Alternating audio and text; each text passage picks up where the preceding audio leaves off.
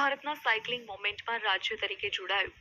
ઉપમુખ્યમંત્રી સંઘવીએ Bajaj Pune grand tour 2026 ટ્રોફીનું અનાવરણ કર્યું। રાષ્ટ્રવ્યાપી ટ્રોફી ટૂથ પર ચોથું શહેર ભારતના વધતા જતા સાયકલિંગ ચળવળમાં અમદાવાદની ભૂમિકાને પ્રકાશિત કરે છે।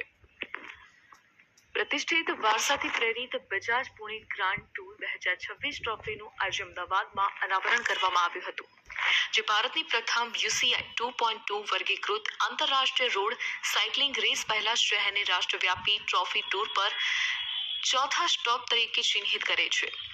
ગુજરાતના માન્ય નાયબ મુખ્યમંત્રી શ્રી હર્ષ સંઘવી અને ગુજરાત સરકારના માન્ય યુવા બાબતો અને રમતગમત મંત્રી ડોક્ટર જયરામભાઈ ગામિતના હસ્તે ટ્રોફીનું અનાવરણ કરવામાં આવ્યું હતું। આ પ્રસંગે ગુજરાત સરકારના રમતગમત યુવા અને સાંસ્કૃતિક પ્રવૃત્તિઓ વિભાગના મુખ્ય સચિવ શ્રી અશ્વિની કુમાર IAS, મુખ્ય સચિવ Bajaj Pune grand tour race technical director Shri Pinaki Baisaf, Gujarat cycling એસોસિએશનના પ્રમુખ Shri Devendrasinh Solanki, Secretary, Gujarat State Cycling Association and Joint Secretary Cycling Federation of India.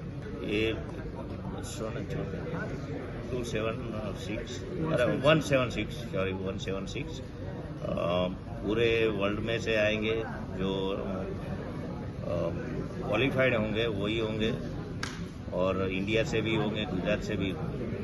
ગુજરાતમાં સાયકલિંગ ડેવલપમેન્ટ માટે દર વર્ષે અમે ગુજરાત સ્ટેટ ઇવેન્ટ કરીએ છીએ, ડિસ્ટ્રિક્ટ થાય છે, નેશનલમાં જાય છે।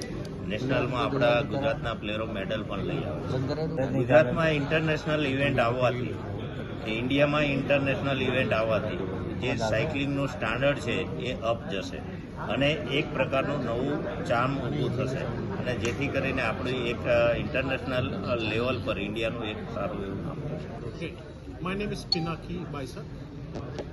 I am the technical director appointed by the district collector and Cycling Federation of India for this event.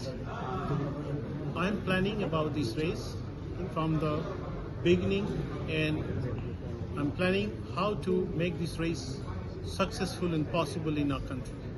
Cycle route पे ये टोटल डिस्टेंस है अबाउट 437 किलोमीटर्स। ये 4 स्टेज में डिवाइड किए हुए हैं और इसमें आज तक के दिन में 29 teams from all corner of the globe आए हैं with 176 riders. Gujarat riders or Indian riders will be part of the Indian team. Indian team has not been selected yet.